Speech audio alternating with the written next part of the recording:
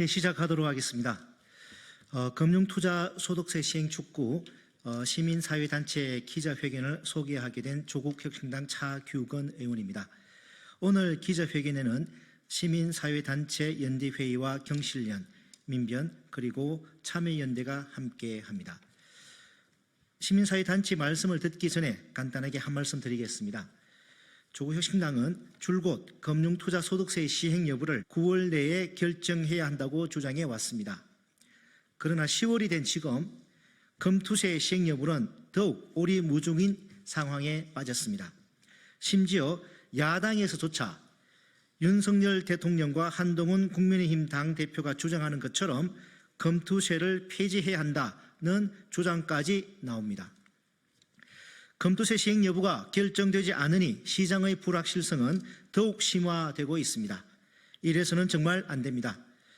조국혁신당은 지난주 금요일에 개미 투자자들의 우려를 해소하는 보완 조치를 취하고 예정대로 내년부터 시행하는 것을 당론으로 채택하였습니다.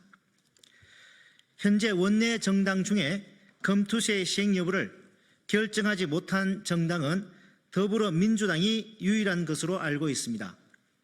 금융투자소득세를 보완해서 내년에 시행할 수 있도록 조속한 시일 내에 당내 의견을 정리해 주시기를 강력히 촉구합니다.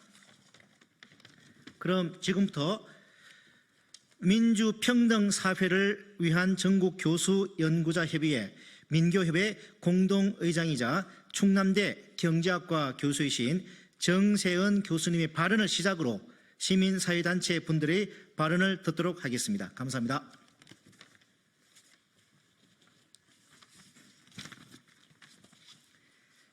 예, 민교협 공동의장 정세은입니다. 민주당은 소수의 주식 부자들의 표를 놓고 국민의힘과 경쟁하지 마라. 지금 일자리 붕괴 등으로 민생이 고통받고 있습니다.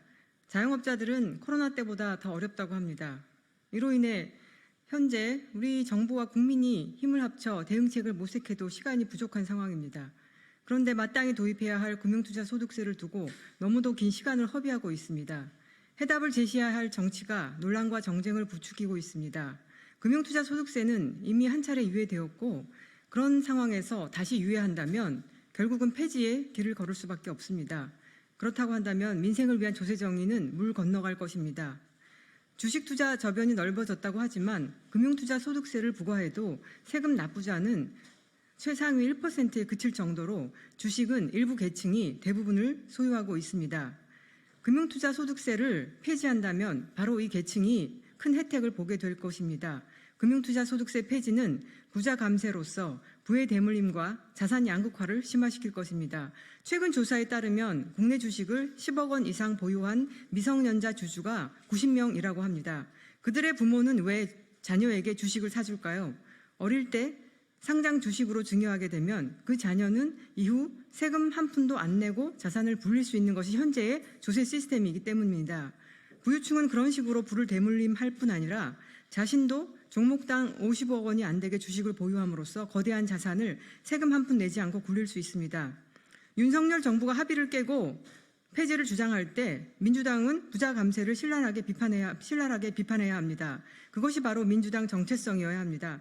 상위 1%에게 세금을 부과하면 이들이 주식 투자를 하지 않아서 주가가 폭락할 것이라고 하는 주장은 근거가 없습니다. 주가는 근본적으로 기술력과 경제 성장에 의해 결정되는 것이기 때문에 기술력 있는 기업을 선별하여 투자한다면 금융투자소득세를 내더라도 70% 이상의 수익을 자기가 가져갈 수 있습니다. 세금을 내기 싫어서 70% 이상의 수익을 포기한다는 것은 말이 되지 않는 이야기입니다. 금융투자소득세에 관련해서 온갖 유언비어, 사모펀드 혜택설, 주가 폭락설 등은 세금을 내기 싫어하는 일부 고자산 계층이 보수 언론을 이용해 퍼뜨리는 유언비어에 불과합니다. 금융투자소득세를 폐기하면 세수가 부족하여 민생을 위한 지출을 실시할 수도 없습니다. 민주당은 국민의힘과 소수의 주식 부자들의 표를 놓고 경쟁하지 않아야 합니다. 마땅히 걷어야 할 상장주식 양도차익 과세를 못하겠다면 근로소득세도 걷지 말 것을 강력히 요구합니다.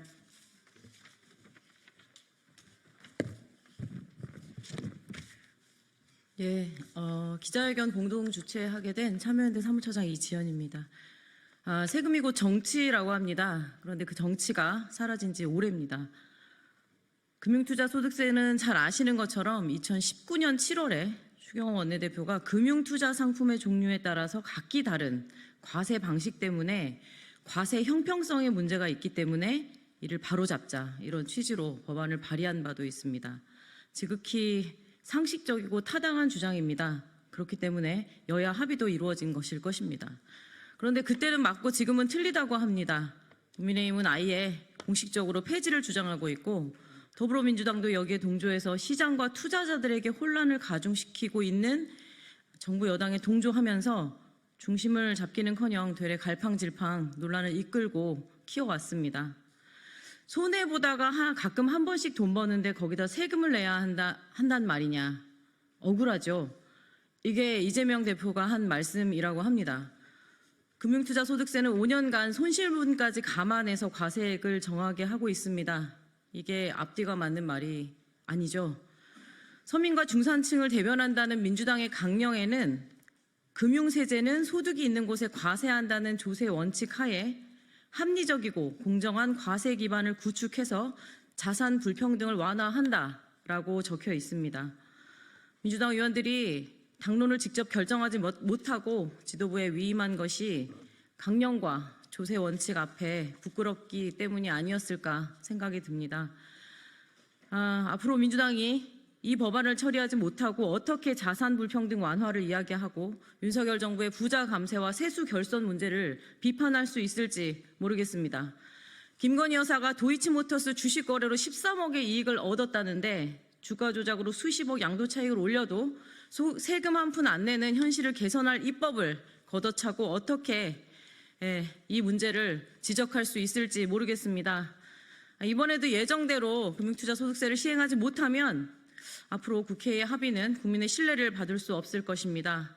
금융투자소득세 유예는 결국 폐지와 같습니다. 2차례 유예시켰는데 3번째 시행을 누가 믿겠습니까? 결국 선거철마다 유예와 폐지 논란만 반복하게 될 것이 우려됩니다. 땀 흘려 일해서 번 소득은 투명하게 과세하면서 투자 소득에는 세금을 물리지 말라는 주장을 여당 대표와 제1야당 대표가 입을 모아서 외치고 있는 현실이 한없이 개탄스럽습니다. 원칙을 지키는 일에는 용기가 그리고 인내가 필요할 것입니다. 자신의 강령과 조세 원칙에 맞게 민주당 지도부가 금융투자소득세 시행 결정을 하루속히 내릴 것을 촉구하면서 말씀 마치겠습니다. 고맙습니다.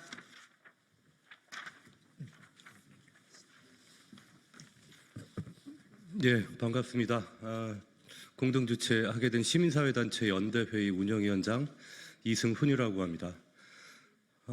지금 한국 사회의 민생 경제는 자산 불평등이라는 표현 자체가 민망할 정도로 어렵습니다.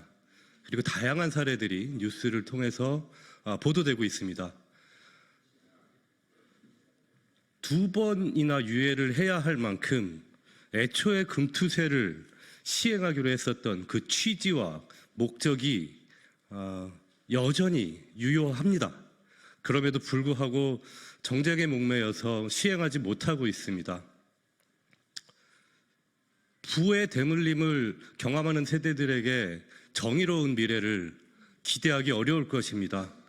그리고 왜 금융투자만 조세법률주의, 응등과세의 원칙에 예외가 되어야 합니까? 종전 발언자가 말씀해 주셨지만 금융투자소득세 시행은 결국 국회에서 책임 정치를 구현하는 모습을 증명하는 길이라고 생각합니다. 아마 상황이 쉽지 않을 것 같긴 합니다만 지금이라도 당론으로 결정하고 금융투자소득세를 조속하게 시행해서 첫 번째 유예의 그 어떤 이유들, 그 이유들을 극복하고 애초에 이 제도를 설계했었던 취지와 목적에 충실하게 원칙을 고수하는 책임 있는 정치인의 모습을 보여주시기를 기대하면서 말씀 마치도록 하겠습니다. 네, 이상으로 기자회견을 모두 마치도록 하겠습니다. 감사합니다.